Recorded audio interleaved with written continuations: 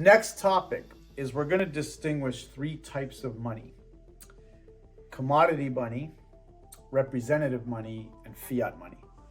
Commodity money. Commodity money is, imagine I give you a gold coin or a silver coin.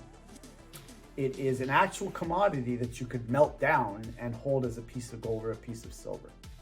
Representative money is, imagine that a government hands you a bill, a paper bill, or a coin, and it's not made of any special metal, and it is backed by a lump of gold or a lump of silver or a lump of copper that you can redeem. So you take this piece of paper or this otherwise nominal piece of metal and you go and you turn it in, and instead you get a lump of metal or a lump of cotton or a lump of some kind of commodity that backs it. Now, fiat money is a government printed money where that doesn't happen. They hand you a piece of paper and there's nowhere you could go to redeem it for anything else.